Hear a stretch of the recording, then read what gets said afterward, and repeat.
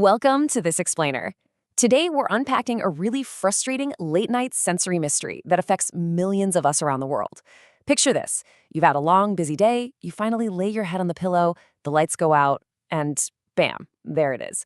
A ringing, hissing, or maybe a buzzing sound that seems to absolutely amplify the exact moment your room gets quiet. It's distracting, it's exhausting, and honestly, it can make getting a good night's rest feel literally impossible. But what's actually happening in your head when the lights go out?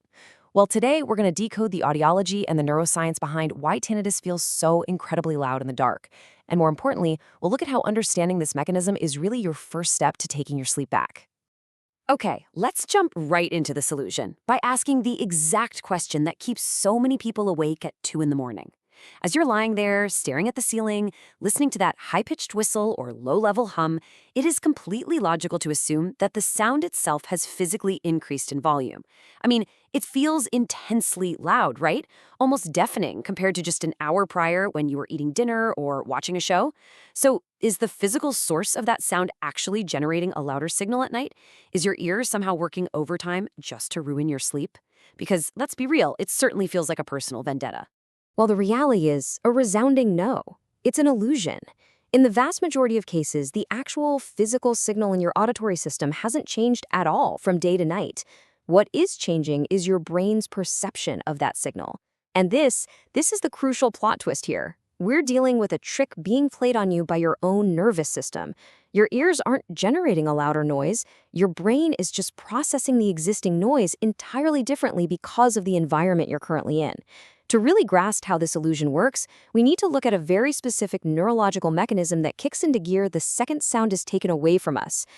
So, to understand why this happens, we have to look at how your brain acts kind of like a radio, turning up the volume dial on a really weak signal. In audiology, this concept is known as central gain. Here's how it breaks down. For a lot of folks, a certain degree of hearing loss reduces the amount of normal sound information that successfully travels from the ear up to the brain. Now, your brain is an incredibly adaptive organ, and it notices this drop in input. To compensate for the lack of sound, it basically cranks up the sensitivity of your auditory pathways. It's desperately searching for a signal. But by cranking up that internal volume dial, the brain inadvertently amplifies the baseline spontaneous electrical activity of your nerves. Your brain then misinterprets this amplified nerve activity as a physical sound, like ringing or buzzing. And this brilliantly illustrates our main biological plot twist. As Dr. Jack Katz points out in the Handbook of Clinical Audiology, tinnitus is usually a perception created by the central auditory system. Let that sink in for a second. You aren't hearing an external sound. Your brain is actually creating the perception of sound as a response to missing auditory input. Recognizing this totally shifts our entire understanding of the condition. It means that to manage the ringing, we don't necessarily just stare at the ear itself. We have to look at how the brain pays attention to signals. And that brings us directly to why the time of day and the environment you're in absolutely changes everything. Think about your typical daytime auditory input versus the isolating silence of your bedroom. During the day, you're surrounded by stuff: conversations, cars driving by, the hum of the refrigerator, your AC unit, the TV, music. This constant barrage of external noise provides what audiologists call sound enrichment. Basically, this enrichment acts as a natural mask. Your brain easily focuses on all these meaningful external sounds, allowing the internal ringing to just kind of fade into the background. But when you go to bed, you turn off the TV, the traffic dies down outside, and you are left in complete, utter silence. Suddenly, the external competition is gone. That internal signal is no longer masked, leaving it as one of the absolute strongest sensory inputs reaching your brain.